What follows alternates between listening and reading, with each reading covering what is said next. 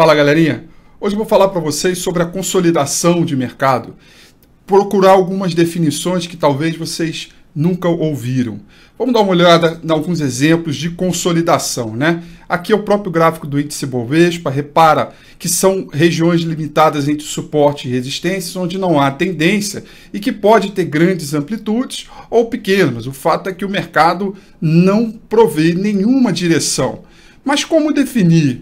Como identificá-las? E de que maneira a gente pode se beneficiar ou não operando um mercado de consolidação? Separei aqui alguns pontos importantes para falar para vocês. O primeiro é o ponto negativo, né? De quando a gente identificar uma grande consolidação.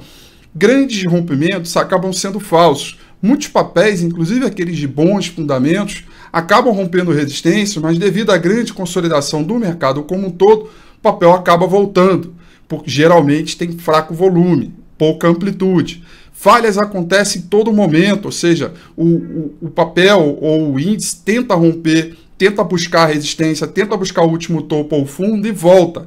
Os movimentos de falha acabam um acontecendo após o outro. E muito por conta disso é a falta de volume, que é o período característico de falta de força, de fôlego, né? Ele dá aquela falsa impressão de comprar no suporte e vender na resistência. Muito clássico esse movimento. As pessoas têm a mania de achar que, pelo fato de estar na consolidação, que conseguem comprar no suporte e vender dobrado na resistência e vice-versa. Só que não é bem assim, justamente por conta dos dois primeiros exemplos anteriores, que eu mostro para vocês que não é simples e acaba afetando um fator extremamente importante. Qual é? O fator emocional. Tira sua paciência, tira teu dinheiro, você fica inconformado com os movimentos e acaba perdendo muito dinheiro. Agora, não são só pontos negativos, tem pontos positivos também na consolidação.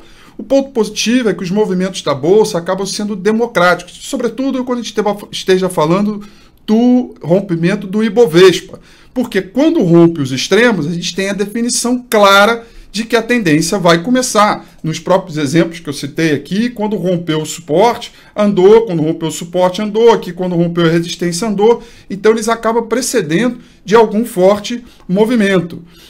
Definem uma forte tendência quando são rompidos, conforme o exemplo que eu acabei de mostrar, e também são capazes de definir risco máximo de uma operação, como de que maneira, né? Ele define o risco máximo, por quê? Porque a partir do momento que há o rompimento, ele só vai descaracterizar o rompimento e a tendência se o último fundo for rompido. Então a gente tem tudo isso aqui como risco para as operações, caso você queira entrar comprado aqui, a mesma coisa aqui, caso você queira entrar vendido, a gente tem tudo isso aqui como risco, tá ok? E da mesma maneira que define risco, também define alvo, porque eu posso pegar a altura dessa consolidação e jogar ela para baixo para poder projetar até onde esse índice ou o mercado como um todo pode ir. Então esses são os pontos positivos e os pontos negativos de mercado.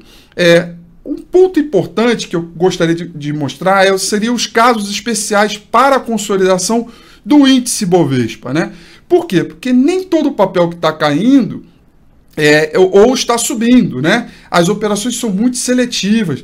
Por que isso acontece? Porque o Ibovespa estar de lado significa que tem papel claramente em tendência de alta e papel claramente em tendência de baixa. Então é importante entender que quando o Ibovespa está de lado, as operações são cada vez mais seletivas. Isso é super importante.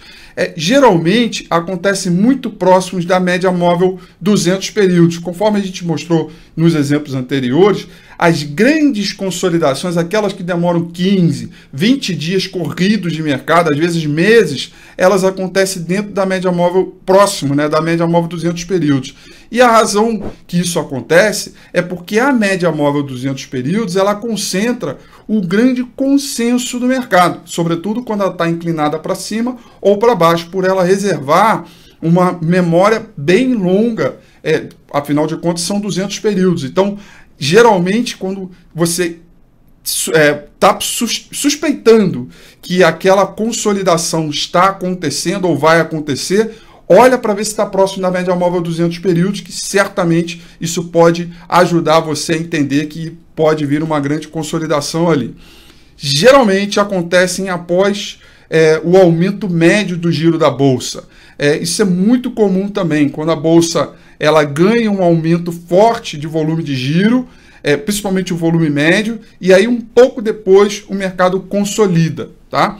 E depois eu tirei uma definição também do livro do Kirkpatrick e Dawkins, dizendo que 50% das vezes, após o rompimento, o preço volta para dentro da consolidação. Ou seja, um pouco mais de 50% das vezes, os rompimentos acabam sendo o que a gente chama de falso, né? Porque tem a consolidação armada, há o rompimento, e aí, mais de 50% das vezes, em vez de fazer pullback ou throwback, não. Ele volta para dentro da consolidação, justamente porque o Ibovespa, quando está falando do mercado, são movimentos que deixam um mercado cada vez mais indefinido.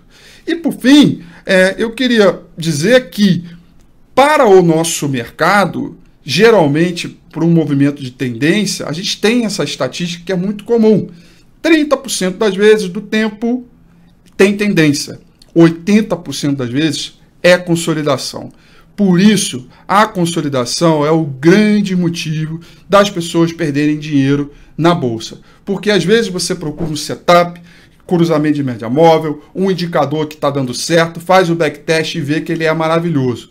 Durante o movimento de tendência, tudo vai dar certo, porque tudo anda, o fluxo é forte, o volume também, e aí o mercado acaba tendo um desvio em relação à média, quase que sobrenatural, fora do ambiente normal da estatística, que são chamados fat tails, né, pela estatística, e aí as pessoas ganham dinheiro.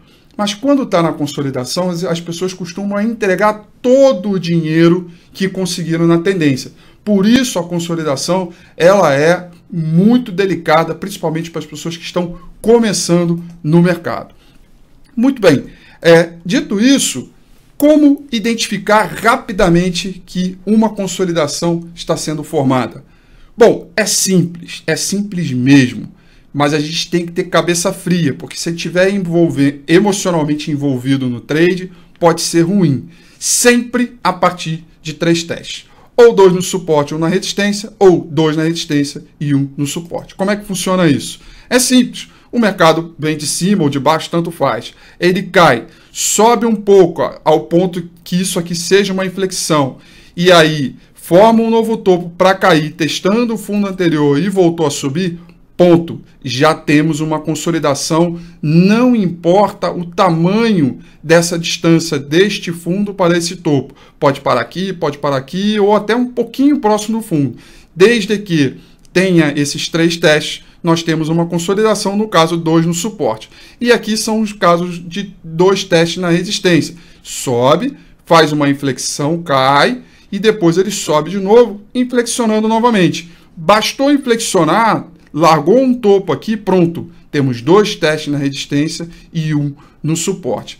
Ele é simples, porém, como ele envolve um aspecto emocional muito forte, ele acaba deixando a gente inconformado, impaciente, e geralmente é o momento onde a gente enfia os pés pelas mãos e acaba entregando boa parte dos lucros.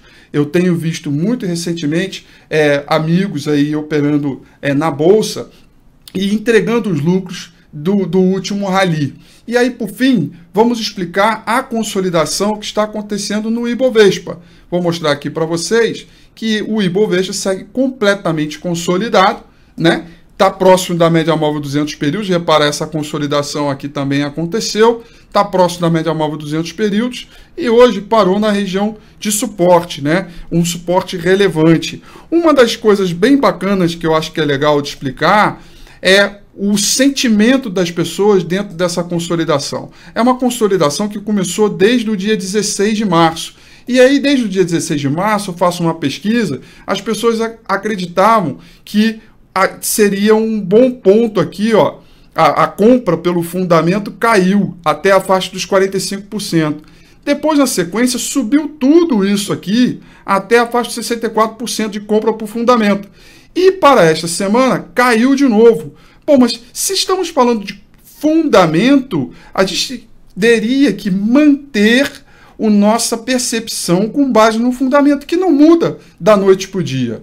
Entretanto, Quando o mercado fica de lado, dependendo do período de fechamento, o sentimento ele é mais vendedor ou ele é mais comprador, o que é exatamente o movimento da consolidação mexendo com o nosso emocional. As pessoas que tinham um pensamento mudam rapidamente e o mercado continua violinando os nossos pensamentos e as nossas análises. A consolidação ela é ótima para determinação de timing, mas ela é muito ruim porque ela destrói riqueza e faz com que a gente entregue os nossos lucros se a gente não se não toma medidas para não cair para dentro da consolidação. Espero que vocês tenham gostado desse vídeo. Se inscreve no canal, participe com algumas dúvidas, deixe seu comentário que eu vou ter um imenso prazer de te responder. Um grande abraço e até o próximo vídeo. Valeu!